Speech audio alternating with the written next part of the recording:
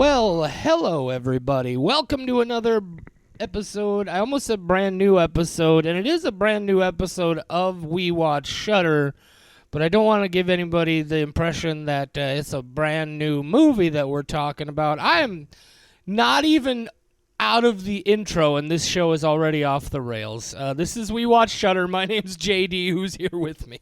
It's Michelle. Oh, Michelle.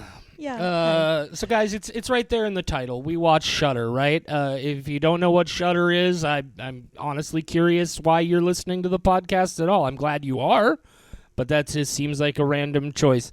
The rest of you know what Shudder is. We watch original and exclusive titles from Shudder when there aren't brand new ones to watch. And side note, there's a new movie every week in September leading up to spooky season. I'm stoked on that.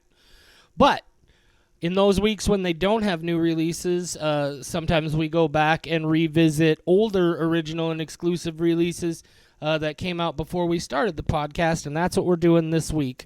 Michelle, what is the title that we're talking about today? We watched a movie that you almost could not watch called Kuso. Yeah, I almost wasn't able to watch this movie. That's a whole see. I have been subscribing. I have been subscribing to Shudder since like March of 2020, right? And I used to have it as an add-on to my Amazon Prime, and then I got rid of Amazon Prime for a while, and so I just started subscribing to Shudder. I have subscribed to Shudder every month since December of 2021 through the Google Play Store. I downloaded the app. I got my subscription through Google Play. It renews every month. Sometimes it doesn't renew proper, and I got to go back in and be like, hey, try again, and then it's fine. But yesterday, my subscription expired, and I renewed it on Google Play, but now the Shudder app refuses to recognize that I have a renewed subscription. And here's the part where it gets shitty. Shudder customer service apparently doesn't know how to read, Michelle. Well, I have Shudder tried. customer service is fine. It's AMC. Let's shit talk AMC. Yeah, you're right. We I'm love sure they're Shudder. yes, the Shudder, Shudder the company, the operations, great. Shudder the tech support, which is a subdivision of AMC Plus, the tech support, is trash. What the shit, guys? I've had 4 back and forth exchanges with them through ticketing with emails, and they still don't even understand what the problem is. And literally the problem is I renewed my subscription through Google Play, but the app won't let me play anything. It doesn't recognize my subscription. That's literally all it is. And I'm willing to bet, here's the shit fucking wild part about it, I'm willing to bet that by the time we get to the bottom of this mess, because thank God they finally did give me a phone number where I'm going to be able to call them and work through this. Of course, they gave it to me about an hour before they closed for the night when I'm not available to call them today.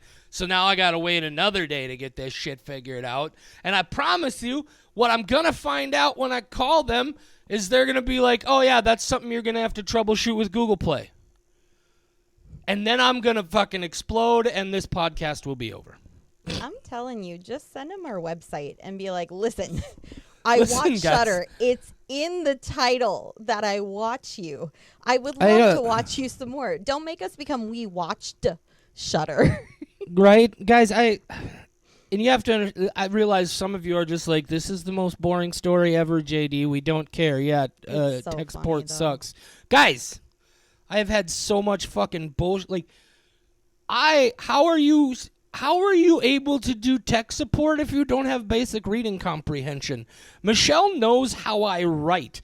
I go out of my way to be as detailed and specific as possible.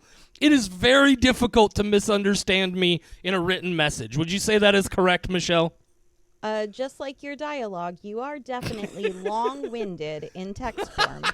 We are 5 minutes in, and you are still mad. You sent me off on this. I know, it's anyway.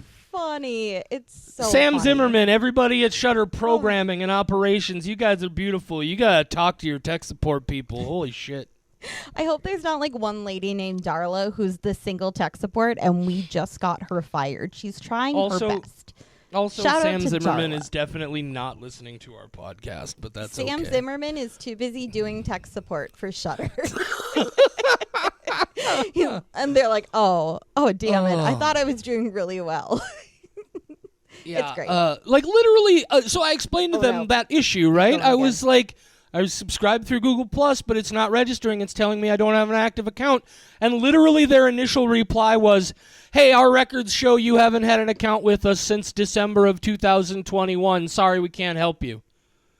I'm like, motherfucker. I proceeded to, guys, we got to get off this immediately, or this is going to be the We Bitch About Shudder Tech Support podcast. Michelle, what are we watching? We are watching Kuso. We watched Kuso. You were able to watch it. For the first time, I let somebody borrow my Shudder password. They lost money on this. You'll have your subscription back tomorrow. Yeah. And they'll lose like They 50 cents. didn't lose a dime. I know. I know. God, this is why password sharing exists. Anyway, Kuso. Hello. Kuso. Hello. Kuso apparently is a curse word in Japanese, which makes a lot of sense. So what does it mean? It means like shit or fuck or all the things that you would imagine. One of those that doesn't really have a transliteration. Yeah, it's just a curse word.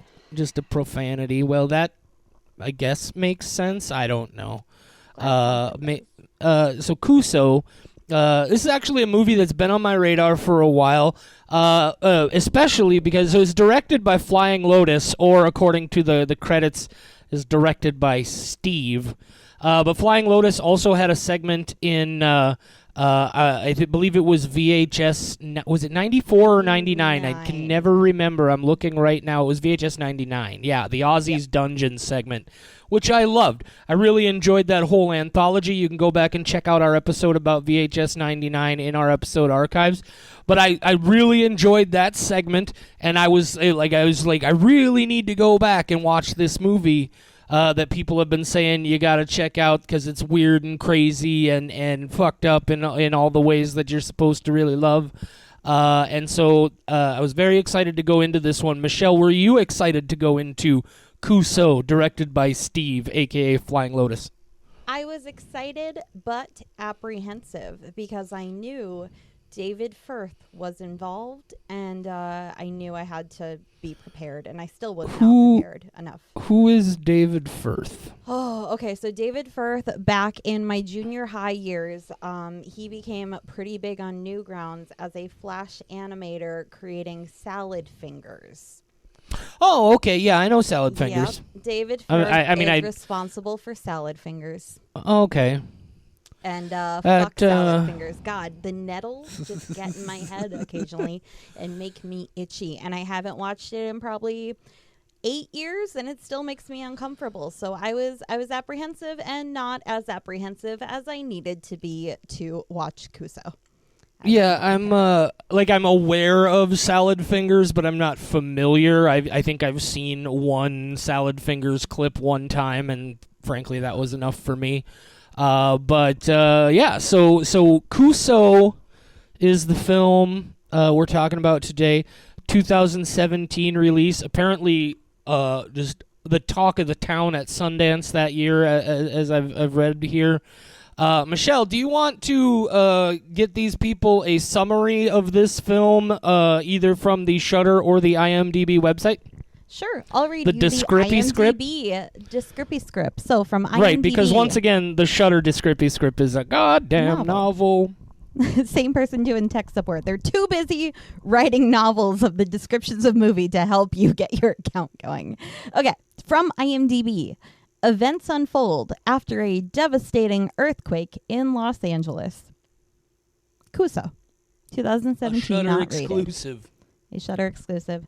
JD, I would like to hear your rating first, your spoiler-free rating before we get into the my spoiler-free thoughts on Kuso. Michelle just read that basic description from IMDb. I want to read it to you one more time. Events unfold after a devastating earthquake in Los Angeles. And that, in one sentence, explains more than I'm pretty sure I understood about this entire movie. This is a perfect example of what I try to call these days not for me. There is barely any narrative structure here. If there's a larger point being gotten at, it went completely over my head. Don't get me wrong, I followed the literal events that were happening on the screen just fine. I just, after an hour and a half, have no idea whatsoever what the story was here, or in the absence of narrative intent, what even the point of this was. This was a series of hideous grotesqueries that just didn't impact or resonate with me in any way, because this is not the kind of thing that appeals to me. Like it's supposed to be a comedy, I guess. I don't know where what and again, I almost feel like I don't even have any justification to score this movie, because this is not a movie I was ever going to connect with just based on its form alone. So if we're looking at the rating as just my experience with the movie overall and my impressions of it, definitely fucking incredible production and skill went into this thing. But an overall experience, I gotta say, for me, this was like a skull and a half experience. I took nothing from it except a few moments of, ooh, that looks cool. And that, my friends, is exactly what he wrote in his email to customer support at Shudder earlier. And that's why they are not responding to him. Would you like my spoiler-free thoughts, JD? You know I would, Michelle. You know I would. Okay. Like I said, I was apprehensive. I thought I was prepared. 6 minutes in, I had to pause the movie because I was dry heaving so badly I thought I was going to throw up. I was going to ask you later on in the episode what moment it was that led to that social media post. And having finished the movie, I was like, yeah, that makes perfect sense. Yep, I made it 6 minutes, and then I paused, and I did a lot of deep breathing. I created an image for the page.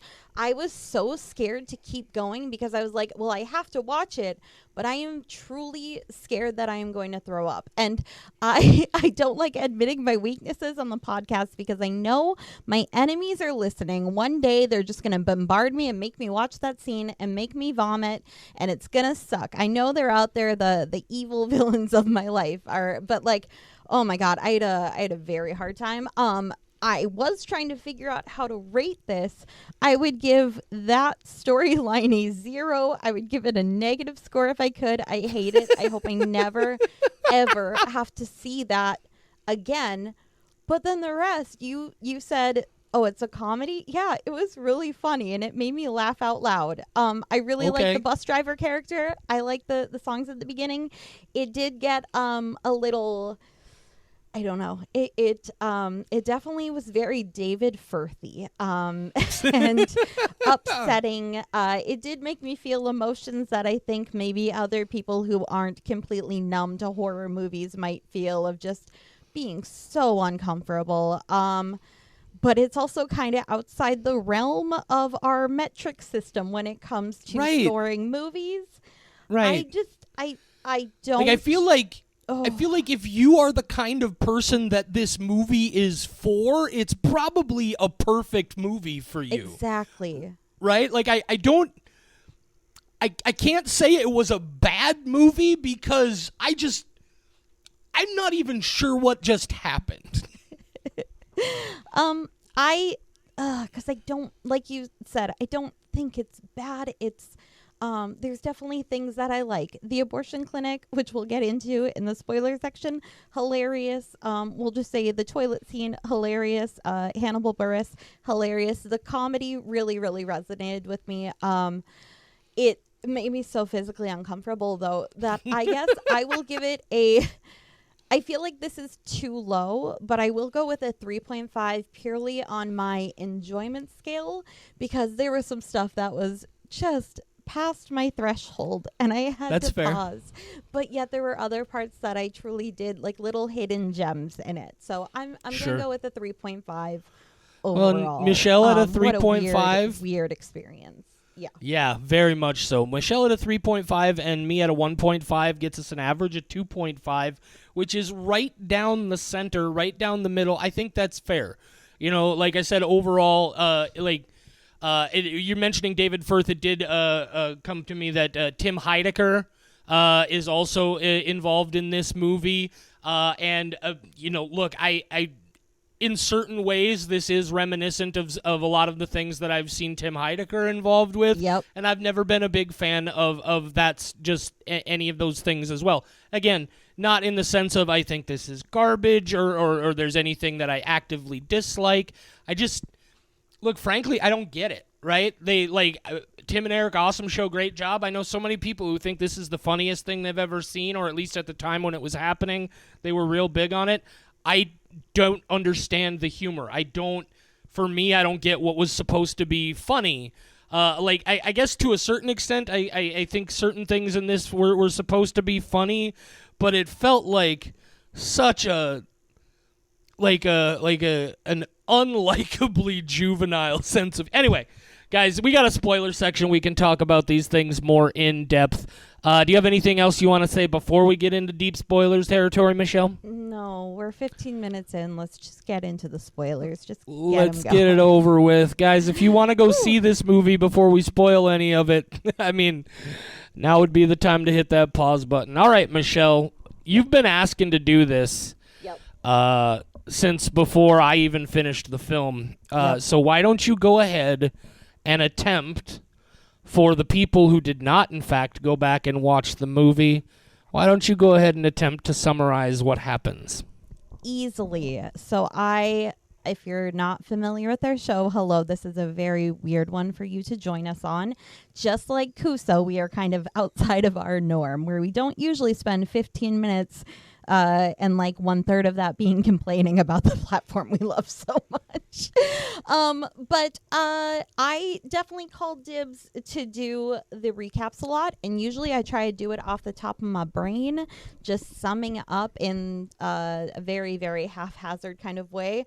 But today I am doing something a little bit different. Did you write a script, Michelle? I did not. I grabbed the Wikipedia page, which is hilarious. Okay. The plot of this movie, it is basically 4 stories interwoven between each other. So if you have not gone back and watched this movie, all 4 of the stories I'm about to tell you are happening simultaneously while music by Flying Lotus and Aphex Twin play throughout. There's CGI sex happening between some characters. There is a guy fucking a neck tumor. There's a lot going on in here. So these 4 stories are as follows, and I promise I will make them very quick, but dear God. Okay, Royal. This is the one that almost made me throw up. Missy and Kenneth are lovers who live in an apartment complex. On their first appearance, Missy is seen choking Kenneth as he masturbates, then singing him to sleep. However, Missy covers her neck with a cloth and refuses to let Kenneth perform sexual acts on her. Kenneth attempts to play the piano for her to sing, but another voice joins them. Missy finally removes the cloth to reveal a talking boil on her neck. After initial revulsion, the boil talks Kenneth into letting it perform fellatio on him. He agrees, and they do so. Afterward, Kenneth responds in pleasure, having learned to enjoy the boil's presence, and names it Royal. Story number 2, Mr. Quiggle. Up-and-coming rapper B lives in an apartment with interdimensional creatures Kazo and Mazu. After smoking from a bong and watching what appears to be a snuff film with them, B goes to the bathroom to take a pregnancy test, but is forced to hide it when Phil, a man who raped B and got her pregnant, appears through her toilet.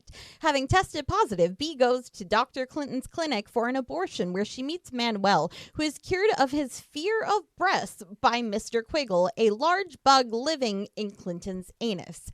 B is offered a coat hanger for her abortion and leaves in disgust. She visits Phil to tell him she is pregnant, but Phil refuses to let her get an abortion. Kuso and Mazu subdue Phil and trap him within one of B's music videos. They then remove the fetus from B's body, and B suggests that they smoke the fetus.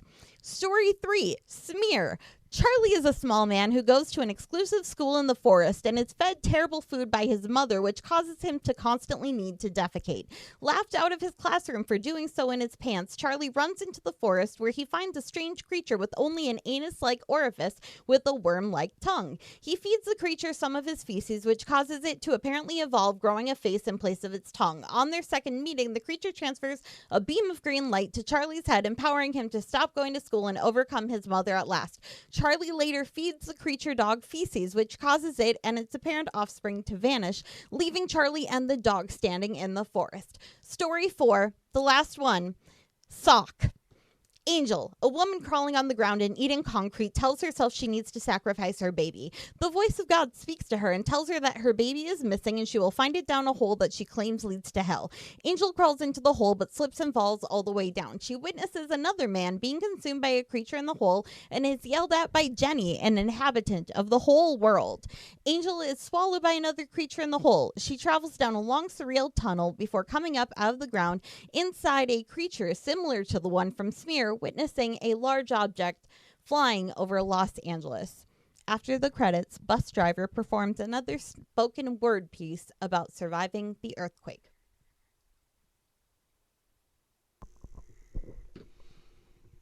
Yeah. Yep. So that's what happens. Yep. But what you need to understand is it happens in some of the most revolting, grotesque. Oh my God, there is so much shit in this movie. Literally Almost and figuratively. Yeah, almost no blood at all, but so much feces. So much. A lot. So much poo. A lot. A shit ton of shit. A decent amount of cum too. So much cum. A little too much cum. Yeah, a little too much. I thought, no pun intended, that this movie, much like you, Michelle, I thought this movie may have blown its load up front. Because, yeah, I know, that was terrible. Because, there's, this dude is being choked out while he's beaten off, and then he comes all over his hand, he wipes it on the lady's face, and then they start making out, and he's, tonguing her infected face boils covered in his own jizz. Where do you go from there? And they definitely went some places, and I was like, but none of them were quite lived. And then we got to the neck tumor boil sucking that guy's dick, and you said you found some of this funny, Michelle. Could you explain the jokes to me? Because it's just this movie was a very large pile of just real fucking gross, and I don't understand what they were trying to say to me at all. Can you help me, please? Kuso and Mazu, the interdimensional creatures, made me laugh very hard. Their back and forth banter about a snuff film, sitting with the rapper lady B. I thought the things they said back and forth were very funny. I can't explain the humor. It's just very funny. I think, so to get into it, I think that a lot of the comedy that I enjoy is just unexpected. I think anything unexpected has the ability to be comedic, and so much of this movie is unexpected. I could not guess where it was going, so my reaction was to laugh at the timing, at the delivery of what they were saying. There was no way to guess, and my reaction to that unexpectedness was to find it funny. That's other wild. People would be upset by it. In your case, you would be confused. I thought it was so funny. I wasn't upset or no, I'm not saying upset. No, I know. I'm saying, where you watched those things and your reaction was humor. Mine was just a continued, sort of oh, okay, so we're doing that now, huh? It's like, So so some sort of weird cockroach bug is going to climb out of this guy's asshole, and then we're going to rip one of its antennas off, and it's going to spew green goo all over this dude, and then he's going to have a weird acid trip nightmare about tits, and then that's going to cure him of his fears, and like, now we're gonna smoke weed out of an aborted baby fetus. All right, and now this dude is gonna fuck this lady in the neck boil. Oh. What? It's just you like didn't not find... even. I think it was in a weird way. I don't want to say shock because I wasn't off put by it. I was just sort of befuddled and just like, well, okay, this is what we're doing now, huh? All right, here we go. You didn't find the receptionist at the abortion clinic hilarious? No, I found that just annoying I laughed more than anything. So hard at that part. That was my favorite scene. Also the man coming out of the toilet to talk to her and be like, it was so fucking sinister and unexpected that he's just like, heh, you don't remember anything, do you? Like it's so unexpected that I found it comedic. Well, and I guess let me. I think this is the way it breaks down for me is because so much of this is so random and just out of nowhere, and as you said, just completely unpredictable. Like, I don't know, I just, there was, I don't think there was ever, because for me, comedy is a little bit more traditional, right? Set up punchline, but because I don't have a higher order or a narrative or some sort of point that this movie was going at, to me, I don't want to say that it is just weird for the sake of being weird, but because it didn't connect or work for me in any way, my experience of this was it was just so much weird, random shit. The movie is an hour and a half long. It felt like 3 hours. I was just like, okay, so more of this, more of this, more of this. I don't know. It just, at no point whatsoever did it, I don't understand what it was trying to do, and I feel like that's just as much my fault as the movie's, so I don't want to put that all on the movie.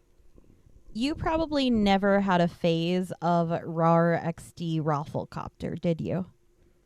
I don't even know what the fuck you just said. It was junior high humor where David Firth on Newgrounds was really making his new rounds, haha. But it was where the funniest things were completely random. Like, I'm a fire in my laser was our type of humor. And I think that's why I enjoy this, because when I was young and impressionable, completely random things were the funniest things to me. And that's why I do want to, like, I feel like if this is the kind of movie and the kind of humor and the kind of stuff that does connect and work for you, you're probably going to like it. So again, I don't want to say it's a bad movie, but my experience of it was, man, I was bored and nothing was hitting. I sometimes I'm a little bit too beholden to structure and purpose, and you get far enough, and it's the same reason I'm not a big fan of, like Tim and Eric Awesome Show, Great Job, and a lot of that sort of stuff, a lot of the hugely popular Adult Swim things. So much of it to me just feels so random, and random is not funny to me, I guess. There reaches a point where it's so random that it can't be funny to me anymore. Which is in itself funny, because you enjoyed Flying Lotus's VHS 99 segment, and I feel like that's the same kind of humor. That's weird. I don't know. I may have to go back and watch it again, but I think there was again, I feel like there was a little bit more narrative structure in that presentation. It definitely did some weird things. I think the fact that it was a short also works in its favor. like I said, one of the biggest things for me with this is because it wasn't resonating, because it wasn't working for me, it also felt like a real fucking slog, even at just 94 minutes. It was like, at one point my phone died while I was watching it, so I plugged it into the charger for a little while, and then I finally grabbed it and turned it back on so I could see how much of the movie was left. I thought there had to be like maybe 10 minutes. There was still a fucking half an hour. Did you at least like the music? Not really, no. Oh, that's disappointing, but not surprising. I thought a lot of the, like, again, the production is great. Like the gross shit that they do is fucking gross. Like, it's really effectively presented. It's repulsive. But yeah, I never found anything to latch on to, and now I'm broken recording again. No, that's fine. I do like that this is defined as a body horror surrealist comedy anthology film, which is basically the combination of the things that you and I like a lot. You like the first half, the body horror surrealist, kind of. We did get into David Lynch, and this is kind of David Lynchy, who you don't like. No. And then I like the comedy anthology film half of that. So I do think it's funny that this is made for us, and yet neither of us gave it a 5. Like, I do appreciate, like, I like the way these, I mean, it is anthology-esque, but I like the way it's not just bam, bam, bam, chapter, chapter, chapter, the way they kind of overlapped each other and we move from one to the other. But again, I was hoping for at some point some kind of dovetailing of these together in some way. And while there was certainly a little bit of crossover, there wasn't a whole lot of that that sort of unifying structure. It had more of a structure than, well, for example, the VHS films, because it was all brought together by the earthquake and the disaster going on. So it's just kind of telling you stories that way. Let me tell you, Michelle, this is actually a great point. So I do want to go back to the Shudder description of this film. Because it's got a lot of details here, right? It says, broadcasting through a makeshift network of discarded televisions, Kuso is a shifting series of vignettes tangled in the aftermath of Los Angeles' worst earthquake nightmare. Travel between screens and aftershocks into the twisted lives of the survived. Blending nightmares. Anyway, here's the thing. If I hadn't had this or the Wikipedia page to read that description, I would not even be able to tell you that the point of this movie was these were all different people who survived some kind of apocalyptic earthquake. Like, I know they mentioned earthquakes sometimes, and again, as long as you promise to not tell me that, like, oh, you're just too dumb to get it, and I don't mean you, Michelle, I mean you listeners. Oh, well, I was definitely thinking that. Like, there's a really deep message here. Well, fuck you. Anyway. Like, I there's just something I missed here. I didn't follow, I wasn't able to follow what was unifying all of this. It just seemed like a bunch of random grossness. And so, like, even that bit, the whole bit about it being the earthquake story and all of that, none of that registered with me at all. I do think one of the big redeeming features for me is that the Mr. Quiggle storyline that I enjoyed the most by far was interwoven throughout the others, because if this had just been Royal, which almost made me throw up, and then Smear and Sock, which were incredibly weird, surrealist, I don't know what the fuck is going on, like, this is just art, not a movie, you know, not an overlapping, like, this movie is art, this is just experimental art that happens to be in film form. Sure. If it had just been those 3 stories, I don't think I would have enjoyed it at all. But because we had Mr. Quiggle interwoven, and that story itself I found so funny that it gave me those breaks of, okay, well, now we're just watching weird shit, but we're going to be back to the really funny stuff. And the switch between all those different things happening in conjunction was hilarious to me. I thought it was a very good comedy. It just, I hope I never, ever in the rest of my life have to watch the 6-minute mark of this movie. Oh God, yeah, ever again. this ever movie again. this is one of the most disgusting things ever put to film. But also when I in a hit very play, sorry. visceral way, right? Like not like Yep. a morally repugnant film in any way, Well, but oh man, it is viscerally pukey.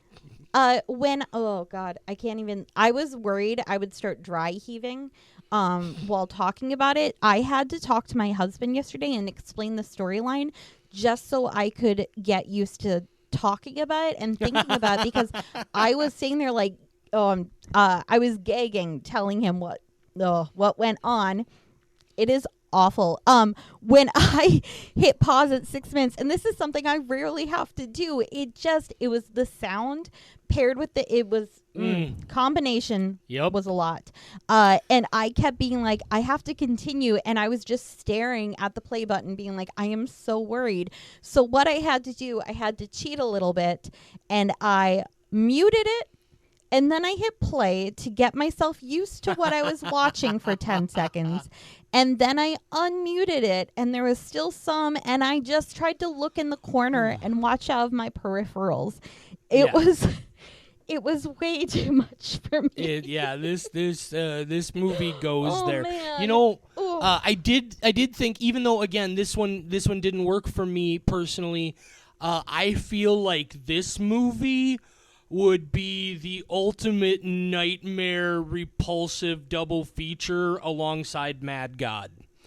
Like I feel somebody like in the comments said that same thing. Oh really? I guess yes. I didn't notice well, that. Well, not but double feature, but a lot of people compared it to Mad God, which is funny. And you and I make a lot of comparisons to Mad God because it's probably the best thing Shudder has ever put out, and might be the best thing Shudder ever will put out. Yeah, it is an incredible piece of filmmaking. I definitely had, and I had that thought at about that 6 minute mark when I realized how repulsive this was gonna get. I was like, okay, yeah, this would be a perfect double feature with Mad God, just in the level of gross that it's gonna go to. It's again, I thought fantastically executed. Definitely interested in seeing more of what Flying Lotus brings to the table in the future. This is not one that I will ever spend any time with again. I have a proposal. Okay. Spooktober, we are watching shorts. Yeah. Hello, if you don't know that, we are watching shorts so that we can watch one every day in Spooktober and still watch our full-length movies and not have to record every single day, because that's a lot. I suggest that we watch at least a few episodes of Salad Fingers for Spooktober. I have not watched it in a very long time. It was very, very upsetting. And I feel like if you're going to make me watch Too Many Cooks again, we should probably watch some Salad Fingers and just make me really, really upset. Make you watch Too Many Cooks. Just like my enemies will hold me down and make me watch the 6 minute mark. Here's the interesting thing. And again, I have to believe it's because it's short form. Too Many Cooks is one of the most fucking random things that's ever been put to film, and I love it. I think a big part of it is that a lot of the references and things that it's making definitely resonated with me and were sort of nostalgic for me in certain ways. But again, because it's 12 minutes long, right? If that had gone on for an hour and a half, I would have checked out. But it's something about the short form allows me to appreciate that more random and chaotic absurdity a little bit more. Well, that's nice for you. Too Many Cooks and Salad Fingers gave me nightmares, and we're going to have to watch them. Too Many Cooks gave you nightmares? Oh, we'll talk about it on the Too Many Cooks episode. Hello, if you're tuning in and you are only checking out one of the short film episodes that we release in October, I can already tell you it's going to be Too Many Cooks that you're going to want to check out. Too Many Cooks. Also, unedited footage of a bear. I'm totally fine with that one. It is specifically Too Many Cooks, and we'll get into it. But that was one of the most upsetting things I've seen in my whole life, and we will talk about it during that episode Yes. because Yes, we will. It's bad. It's really bad. I mean, not the short film itself is not bad, but the way that I reacted was unexpected, and we'll talk about that. That's fantastic. Yeah. So, I mean, 2.5 Skulls for Kuso. I don't have anything else to say about this movie. Michelle, do you want to go about forgetting it as soon as possible? I would, but that was really aggressive. That's way meaner than I meant to be. Holy shit! I want to forget this ever happened immediately. I do have a tab open to figure out the soundtrack and if there ever will be one released because I really enjoyed the music. I had an Aphex Twin phase, and realizing they did some of this that made me very happy. So I owned one Aphex Twin CD ever in my life. It was I Care Because You Do. And the very first track on I Care Because You Do is one of the only like weird electronic, I don't even know what subgenre of electronic music it falls into, but I fucking love that jam. I also really like Ventolin. Ventolin was kind of, if I remember correctly, like one of his first real breakout tracks. But other than that, no, electronic music is not really my biggest thing.